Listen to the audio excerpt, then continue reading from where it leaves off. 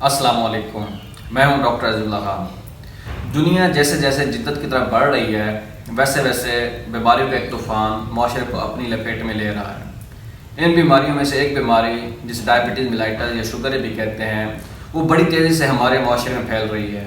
اوسطاً ہر تیسرا یا چوتھا فرد اس بیماری کا شکار ہو رہا ہے۔ اگر یہ کنٹرول مقدار میں ہمارے خون میں موجود ہے تو پھر تو کوئی مسئلہ نہیں ہے، زندگی ہمارے لیے ایک نعمت ہے۔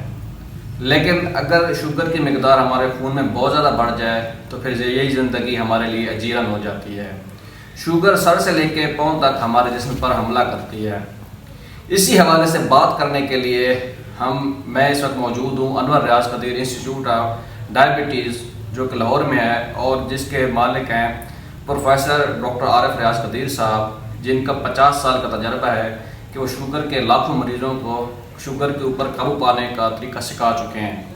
اس کے علاوہ میرے ساتھ موجود ہیں ڈاکٹر وردہ حمید خان، جو کہ 5 سال سے اس انسٹیٹیوٹ سے وابستہ ہیں اور وہ بھی شوگر کے مریضوں کا علاج کرتے ہیں۔ سر، شوگر کیا ہے اور اس پر مریض کیسے قابو پا سکتے ہیں؟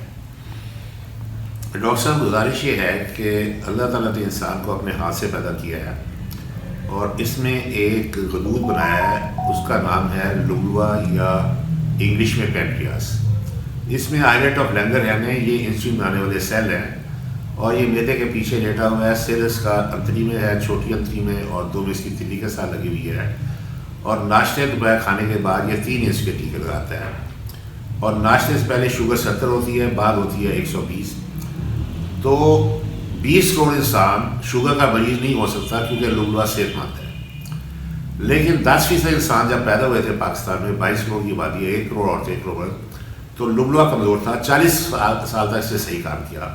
اس کے بعد یہ 5% کے حساب سے اس نے انسولین بنانے کام کی اور 20 سال میں فارغ ہو گیا۔ تو چیک کرنے کے لیے گلوکوز ٹالرنس ٹیسٹ ہے، بھوکے پیٹ مریض آتا ہے، ہم اسے چیک کرتے ہیں، پھر 75 گرام چینی پلاتے ہیں، وہ کہ تقریباً دوپہر کھانے کا لوڈ دیتے ہیں لبوا پہ کہ اگر کھانا کھلایا جائے دوپہر کا پیٹ بھر کے تو جگہ 75 گرام چینی کا لوڈ ڈالتا ہے۔ آدھے گھنٹے 2 گھنٹے بعد چیک کرتے ہیں، اگر شوگر 70 ہے اور 2 گھنٹے 120 ہے تو ہم کہتے ہیں کہ یہ شوگر کا مریض نہیں، یہ 20 کروڑ انسان میں آ گیا ہے پاکستان میں، کراچی سے پشاور تک۔ اگر شوگر آتی ہے 300 سے زیادہ تو اس کا لبوا کام نہیں کر رہا، تو اس کا مطلب ہے وہ ناشتہ دوپہر کا رات کا کھانا میں چینی نہیں کھائے گا، باقی ہر چیز کھائے گا، ڈائٹ چارٹ پہ عمل کرے گا، 3 دن سیر کرے گا، اور انسولین کے 2 ٹیکے لگائے گا، صبح بھی 12 گھنٹے، رات بھی بیٹھے۔ اللہ تعالیٰ 3 گھنٹے لگا کے 24 گھنٹے سے لگا رہی ہے، میرا مریض 2 گھنٹے لگائے گا۔ اور ایس ڈپل پلس سے اوور کمنگ انسولین زبردستی سیل میں بغیر، کیونکہ پٹھے چڑمڑ ہو جاتے ہیں، تو اس بات کے نا سے لاکھوں انسان مر گئے۔ اگر لبوا 50% مرا ہوا ہے اور شوگر آتی ہے 300 کے بجائے 275 تو علاج ہے پریس ہے، دوائی میں ہم ایوریج یوز کرتے ہیں اور ایس ڈپل۔ اور اگر آتی ہے 250 تو اس میں 50% مرا ہے، 50% صحت مند ہے، تو علاج ہے پرہیز اور سیر، کوئی دوائی نہیں، کوئی انسولین نہیں۔ لیکن تشخیص ضروری ہے، علاج ضروری نہیں۔ اس کے نہ سمجھنے سے ڈاکٹرز کے، کیونکہ اینڈوکرائنرز پاکستان میں ہے نہیں، میں اکیلا لگا ہوں آپ کے پیچھے 50 سال سے، تو حکومت سے گزارش ہے کہ 50 اینڈوکرائن فیمل لائیں تاکہ پاکستان کی شوگر امریکہ کی طرح کنٹرول ہو اور ہماری قوم کو اس بوجھی بیماری سے نجات ملے۔ شکریہ۔ جی ڈاکٹر صاحبہ، شوگر کا جو ایک مریض ہے وہ اپنے آپ کو شوگر سے کیسے بچا سکتا ہے کہ اس کے خون کی مقدار میں شوگر کم ہو؟ دیکھیے، اس کا جو ہے وہ ایگزیکٹ آنسر ہم تب کر سکتے ہیں جب ہم گلوکوز ٹالرنس ٹیسٹ یہاں پہ کرواتے ہیں، جس میں ہم دیکھتے ہیں کہ اس کا لبلبا کتنے فیصد کام کر رہا ہے۔ اگر 25% صرف لبلبے کی اندر خرابی ہے تو سمپل ہم ڈائٹ اور ورزش کا پیشنٹ کو بتا کے اسی سے شوگر کنٹرول کر سکتے ہیں۔